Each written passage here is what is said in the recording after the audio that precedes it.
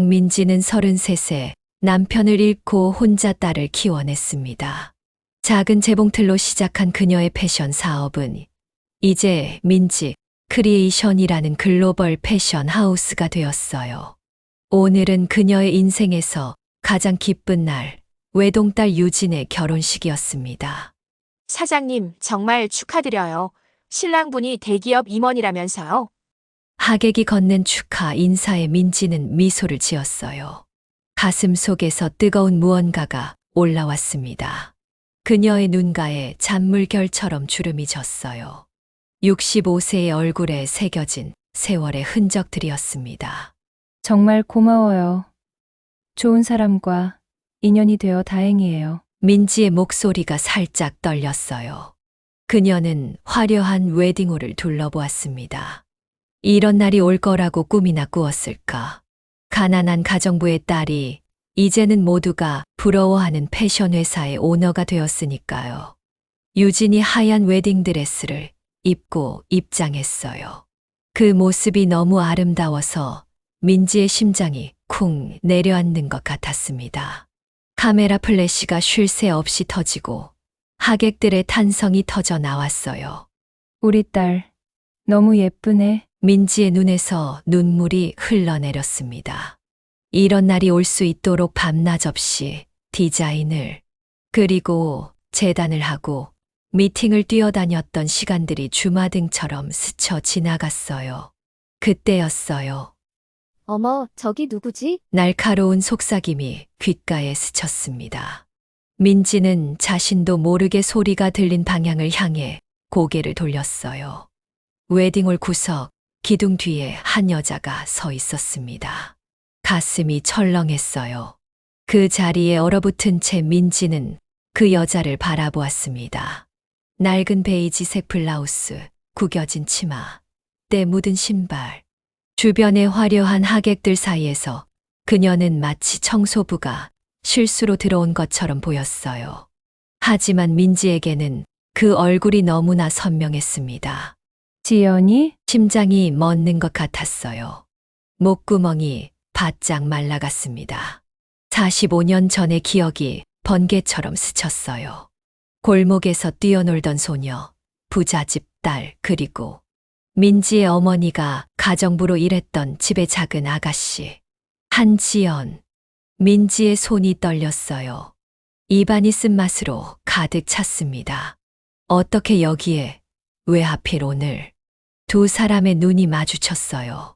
그 순간 민지의 마음속에서 무언가가 툭 끊어졌습니다. 풍선에서 공기가 빠져나가듯 결혼식의 모든 기쁨이 순식간에 사라졌어요. 지연은 천천히, 하지만 확실한 발걸음으로 민지에게 다가왔습니다. 그녀의 얼굴은 주름투성이었지만 눈빛만은 예전 그대로였어요. 맑고 똑똑하고 때로는 무서울 정도로 단호한. 민지야, 지연의 목소리는 바람에 흩날리는 낙엽처럼 가늘게 떨렸어요. 하지만 한마디도 더 하지 않았습니다. 대신 쪽지 하나를 민지의 손에 꾹 쥐어 주었어요. 민지는 숨을 쉴 수가 없었습니다. 마치 누군가가 목을 조르는 것 같았어요. 지연의 손이 심하게 떨리고 있었습니다. 메마른 손, 거친 손. 지연은 무언가 말하려는 듯 입을 열었다가 곧 다물었어요. 고개를 느리게 흔들더니 뒤돌아 식장을 빠져나갔습니다. 그녀의 뒷모습이 조그맣게 보일 때까지 민지는 얼어붙은 채로 서 있었어요. 어머님, 사진 찍으셔야 해요. 신랑 신부가 기다리고 있어요. 사회자의 다급한 목소리에 민지는 정신을 차렸습니다. 손에 쥔 쪽지가 화상이라도 입힐 것처럼 뜨거웠어요. 급히 핸드백에 넣고 단상으로 올라갔습니다. 하지만 무대 위에서도 축하 건배를 하면서도 딸이 엄마, 오늘 정말 행복해요 라고 속삭일 때도 민지의 머릿속은 온통 그 쪽지 생각뿐이었습니다. 지연이, 도대체 무슨 일이 있었던 거지? 민지의 가슴 깊은 곳에서 불안이 검은 연기처럼 피어올랐어요. 어두운 예감이 그녀의 심장을 무겁게 짓눌렀습니다. 오늘 딸의 가장 행복한 날에 왜 45년 전의 그림자가 찾아온 걸까요? 결혼식이 끝나고 모든 하객들이 하나둘 자리를 떴습니다. 민지는 텅 빈 웨딩홀에 혼자 남았어요. 형형색색의 꽃장식과 반짝이는 샹들리에가 이제는 마치 낯선 세계처럼 느껴졌습니다. 그녀는 소파에 주저앉아 떨리는 손으로 핸드백을 열었습니다. 쪽지를 꺼내는 순간 심장이 목구멍까지 올라오는 기분이었어요. 천천히, 아주 천천히 쪽지를 펼쳤습니다. 그 남자는 제 아들을 죽음으로 몰아넣은 사람입니다. 막지 않으면 또 다른 비극이 일어날 것입니다. 순간 온몸에 전기가 흐르는 듯 했어요. 민지의 손에서 쪽지가 떨어졌습니다. 숨이 막혔어요. 쪽지 아래에는 전화번호가 적혀 있었습니다. 이게 무슨 소리지? 민지의 목소리가 텅 빈 웨딩홀에 메아리 쳤습니다. 방금 전까지 행복하게 웃고 춤추던 공간이 갑자기 차갑고 음울하게 느껴졌어요. 핸드폰이 울렸습니다. 화면을 보니 딸 유진이 보낸 문자였어요. 엄마, 우리 지금 공항이에요. 잘 다녀올게요. 키워주셔서 감사합니다. 민지는 답장을 보내며 손가락이 떨렸습니다. 그래. 잘 다녀와. 사랑해. 화면을 끄자마자 가슴이 무너져 내렸어요. 딸이 신혼여행을 떠나고 있습니다. 유진은 너무나 행복해 보였어요. 하지만 지연의 쪽지가 의미하는 바가 사실이라면 안 돼. 민지는 한 손으로 가슴을 움켜쥐었습니다. 머릿속이 하얗게 변했어요. 숨을 깊게 들이마시고 다시 한번 쪽지를 읽었습니다. 혹시 오해일까? 아니면 지연이 복수하려는 걸까? 1시간 동안 그녀는 소파에 앉아 생각에 잠겼어요. 하지만 결국 진실을 확인해야 했습니다. 민지는 전화기를 들어 쪽지에 적힌 번호를 천천히 눌렀어요. 각 숫자를 누를 때마다 심장이 쿵쿵 뛰었습니다. 여보세요? 전화기 너머로 가늘고 작은 목소리가 들렸어요. 민지의 목이 바짝 말랐습니다. 지연이 맞지? 나야. 민지. 잠시 침묵이 흘렀어요. 마치 시간이 멈춘 것 같았습니다. 연락할 줄 알았어. 그 목소리에는 45년의 세월이 묻어 있었어요. 한때는 또랑또랑하고 자신감 넘치던 목소리가 이제는 바람에 흔들리는 갈대처럼 약해져 있었습니다. 우리 만나야겠어. 네가 준 쪽지 무슨 뜻인지 설명해줘. 민지의 목소리는 단호했지만 내면은 폭풍우가 몰아치는 바다처럼 요동쳤어요. 그래, 만나자. 내일 오후 2시에 내가 살고 있는 곳으로 와줄래? 지연은 천천히 주소를 불러주었어요. 민지는 메모를 하면서도 손이 떨려 글씨가 삐뚤빼뚤했습니다. 내일 보자. 전화를 끊고 민지는 창밖을 바라보았어요. 서울의 밤 풍경이 창문에 비쳤지만 그녀의 눈에는 보이지 않았습니다. 오직 머릿속에서 반복되는 쪽지의 문장뿐이었어요. 제 아들을 죽음으로 몰아넣은 사람. 그 말이 의미하는 바를 생각하니 온몸에 소름이 돋았어요. 민지는 벽에 걸린 딸의 어린 시절 사진들을 하나하나 바라보았습니다. 유치원 입학식 날 빨간 리본을 달고 환하게 웃는 모습. 초등학교 졸업식 날 선생님과 찍은 사진. 대학 졸업식 날 학사모를 던지며 기뻐하던 순간. 우리 딸을 지켜야 해. 민지의 눈에서 뜨거운 눈물이 흘러내렸어요. 가슴 속에서 어머니의 본능이 용암처럼 끌어올랐습니다. 아이를 지키기 위해서라면 무슨 일이든 할 수 있다는 맹세가 그녀의 온몸을 타고 흘렀어요. 시계가 밤 11시를 가리켰습니다. 민지는 침실로 향했지만 잠은 오지 않았어요. 뒤척이다 결국 일어나 옷장을 열었습니다. 가장 깊은 곳에 보관해둔 작은 상자를 꺼냈어요. 그 안에는 오래된 사진 한 장이 있었습니다. 두 소녀가 학교 운동장에 나란히 서 있는 모습이었어요. 한 소녀는 깨끗한 교복에 반짝이는 구두를 신고 있었고, 다른 소녀는 해진 교복에 낡은 신발을 신고 있었습니다. 민지는 사진을 가슴에 안았어요. 목 안쪽에서 뜨거운 무언가가 올라왔습니다. 지연아, 우리 사이에 무슨 일이 일어난 거지? 창밖으로 달빛이 스며들었어요. 그 빛 아래서 민지는 다짐했습니다. 내일 반드시 진실을 알아내리라. 그리고 딸을 지키리라. 어떤 대가를 치르더라도. 다음 날 오후 민지는 지연이 알려준 주소를 찾아갔습니다. 낡은 아파트 단지, 녹슨 철제 계단, 벗겨진 페인트. 이곳이 한때 부잣집 딸이었던 지연이 살고 있는 곳이라니 믿기지 않았어요. 3층 끝방 앞에 섰을 때 민지의 가슴이 갑자기 조여들었습니다. 문 옆에 작은 종이가 테이프로 붙어 있었어요. 이지연이라고 삐뚤빼뚤 적혀 있었습니다. 떨리는 손으로 문을 두드렸지만 대답이 없었어요. 다시 한 번, 그리고 또 한 번 두드렸습니다. 지연아, 낮은 목소리로 불러보았어요. 그제야 문이 조금 열렸습니다. 좁은 틈 사이로 지연의 얼굴이 보였어요. 어제 결혼식장에서 봤을 때보다 더 창백해 보였습니다.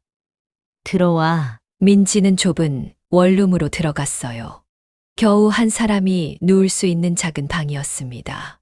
구석에 낡은 장롱, 색이 바랜 이불, 플라스틱 상자에 담긴 몇 가지 채소들. 벽지는 누렇게 변해 있었고 천장 한쪽에서는 물이 새는지 얼룩이 져 있었어요.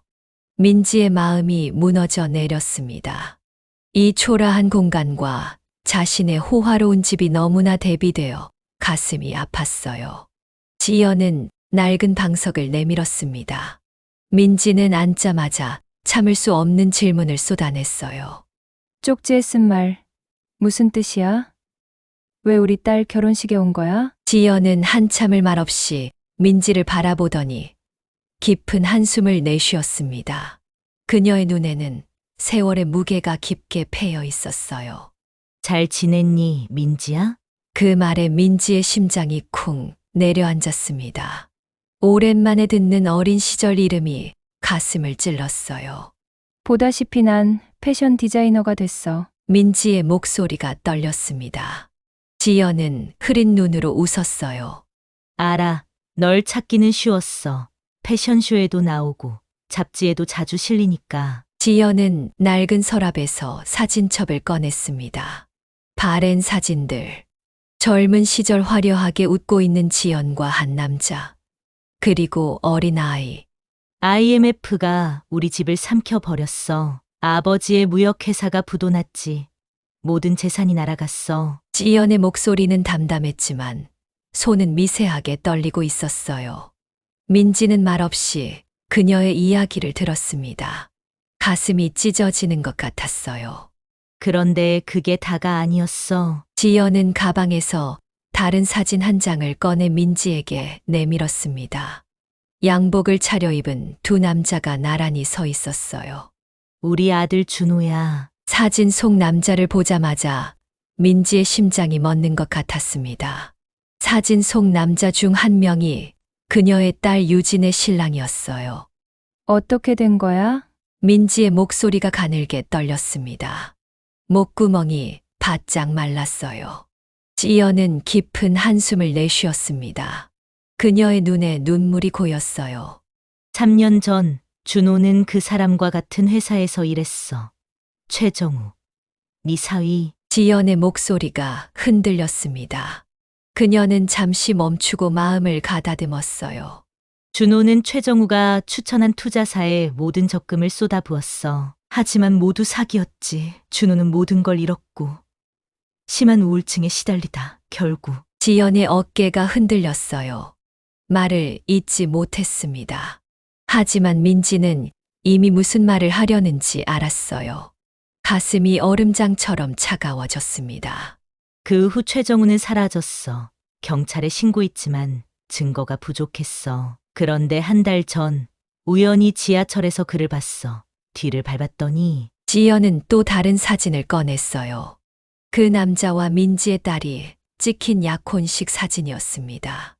네 딸과 결혼한다는 것을 알게 됐어. 처음엔 정말 어떻게 해야 할지 몰랐어. 결혼식장에 가서 소리라도 지르려고 했지만 지연의 표정이 슬픔에서 복잡한 감정으로 바뀌었어요. 널 보는 순간 모든 게 달라졌어. 50년 전 우리 집 부엌에서 설거지하던 그 아이가 이제는 세계적인 디자이너가 되어 있는 모습을 직접 보니 소리칠 수 없었어. 민지는 지연의 손을 꼭 잡았습니다. 놀랍게도 그 손은 자신의 손보다 더 거칠었어요. 도와줘서 고마워. 지연아, 지연은 서랍에서 두꺼운 봉투를 꺼냈습니다. 이건 최정우의 죄를 입증할 증거야. 투자 사기 기록, 피해자들의 진술, 준호의 유서, 경찰에 제출했던 것들. 민지는 봉투를 받으며 손이 떨렸어요. 이제 알았습니다. 자신의 딸이 얼마나 위험한 상황에 처해 있는지. 난 지킬 거야. 내 딸을. 민지의 목소리는 작았지만 확고했어요. 지연의 눈에서 눈물이 흘러내렸습니다. 우리 준호는 구하지 못했지만 네 딸만큼은 구해야 해. 두 여인은 서로를 바라보았습니다. 45년의 세월, 그리고 계층의 벽을 뛰어넘어 이제 그들은 같은 목표를 위해 손을 잡았어요. 어머니로서, 그리고 한때 친구였던 사람으로서. 지연에게서 받은 증거 봉투를 들고 민지는 집으로 돌아왔습니다. 온몸이 천근만근 무거웠어요. 차 안에서도 손이 떨려 운전대를 제대로 잡을 수 없었습니다. 집에 도착하자마자 거실 테이블에 봉투를 쏟아부었어요. 사진, 입금 내역서, 피해자 진술서, 경찰 신고서, 그리고 준호가 남긴 마지막 편지. 민지는 한 장 한 장 읽어 내려갔습니다. 최정우, 넌 누구냐? 민지의 목소리가 텅 빈 집안에 울렸어요. 증거를 보면 볼수록 심장이 무너져 내렸습니다. 투자 사기범, 여러 명의 피해자, 그중 한 명이 자살했고 그 피해자가 바로 지연의 아들 준호였어요. 그날 밤 민지는 변호사에게 연락했습니다.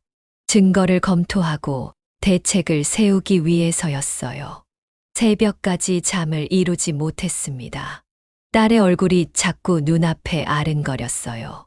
행복하게 웃던 그 표정이 슬픔으로 일그러질 모습을 상상하니 가슴이 찢어질 것 같았습니다. 5일 후 딸과 사위가 신혼여행에서 돌아왔어요. 민지는 두 사람을 집으로 초대했습니다. 테이블 위에는 지연이 준 증거들이 가지런히 놓여 있었습니다. 현관 초인종이 울렸어요. 민지의 심장이 터질 듯이 뛰었습니다. 문을 열자 딸 유진과 사위 정우가 환하게 웃으며 서 있었어요. 엄마, 너무 보고 싶었어요. 유진이 달려와 안겼습니다. 뜨거운 체온이 전해졌어요. 정우도 공손히 고개를 숙였습니다. 어머님 잘 다녀왔습니다. 신혼여행 선물 감사합니다. 민지는 억지로 웃음을 지었어요. 딸을 꼭 안으며 그녀의 눈물을 참았습니다. 이제 막 행복해진 딸에게 이런 충격을 줘야 한다니. 마음이 찢어졌어요. 식사를 하는 동안 유진은 신혼여행 이야기로 시간을 채웠습니다. 해변에서의 추억, 맛있는 음식들, 함께 본 아름다운 석양까지. 그녀의 얼굴에서 행복이 넘쳐 흘렀어요. 엄마, 왜 그렇게 말이 없어요? 안색도 안 좋아 보여요. 민지는 밥그릇을 내려놓았습니다. 가슴이 무겁게 내려앉았어요. 유진아, 식사 후에 이야기하자. 중요한 얘기가 있어. 식사를 마치고 거실로 자리를 옮겼습니다. 딸과 사위는 나란히 소파에 앉았고 민지는 맞은편에 앉았어요. 손이 떨렸습니다. 입안이 바짝 말랐어요. 유진아, 엄마가 지금부터 하는 말을 끝까지 들어줄래? 딸이 불안한 표정으로 고개를 끄덕였습니다. 민지는 깊은 숨을 들이쉬고 이야기를 시작했어요. 결혼식 날 한 여자분이 찾아왔었어. 정우의 표정이 미세하게 굳어지는 것을 놓치지 않았습니다. 민지는 테이블 위에 봉투를 올려놓았어요.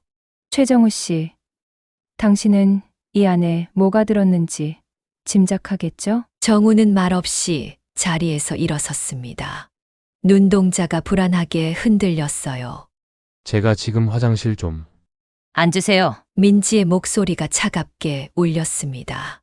평생 써본 적 없는 분노의 차가운 목소리였어요. 정우는 얼어붙은 듯 그 자리에 섰습니다. 유진아, 너가 직접 열어봐. 딸이 봉투를 열고 서류들을 꺼냈습니다. 첫 장부터 정우의 전과 기록이었어요. 그 다음은 피해자 진술서, 은행 기록, 고소장. 유진의 얼굴색이 하얗게 변했습니다. 손이 떨리기 시작했어요. 이게 다 무슨... 민지는 마지막 서류를 꺼냈습니다. 지연의 아들 준호의 사진과 사망 증명서였어요. 이 청년은 최정우가 3년 전에 투자 사기를 쳤던 피해자야. 그는 모든 돈을 잃고 결국 스스로 목숨을 끊었어. 방 안이 무거운 침묵에 잠겼습니다. 시계 초침 소리만이 또박또박 들렸어요. 유진의 얼굴에서 핏기가 완전히 사라졌습니다. 정우 씨, 진실을 말해줘요. 모두 사실인가요? 정우는 마지막 발버둥을 쳤습니다. 눈에는 당혹감이 가득했어요. 유진아, 이건 다 날조된 거야. 누군가 우리를 이간질하려는 거짓말이라고. 그만해. 민지의 목소리가 높아졌습니다. 그녀의 온몸이 떨렸어요. 경찰서에 확인했어. 이 모든 자료가 진짜라고. 넌 지금까지 여러 명의 사람들에게 같은 수법으로 접근했어. 그중 한 명은 목숨을 끊었고 정우는 입을 꾹 다물었습니다. 그러다 갑자기 어깨를 으쓱하며 비웃듯 웃었어요. 그 표정에 민지의 피가 거꾸로 솟았습니다. 왜 하필 내 딸이었어? 떨리는 목소리로 물었어요. 주먹이 저절로 쥐어졌습니다. 박민지의 딸이자 민지 크리에이션의 상속녀니까요. 놓칠 수 없는 큰 물고기죠. 정우의 차가운 대답에 온몸에 소름이 돋았어요. 그의 눈에는 일말의 양심조차 보이지 않았습니다. 그럼 내 마음은 뭐였어요? 유진이 목소리를 높였습니다. 그녀의 눈에는 분노의 불꽃이 타오르고 있었어요. 그런 거 있잖아요, 사냥감. 정우가 어깨를 으쓱하며 대답했습니다.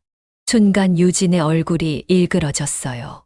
그녀는 테이블 위에 있던 물컵을 집어 정우에게 내던졌습니다. 당신이 어떻게... 내가 당신을 얼마나 사랑했는데... 현관 초인종 소리가 울렸습니다. 약속한 경찰이 도착한 것이었어요. 민지는 미리 지연의 자료와 함께 신고를 해두었습니다.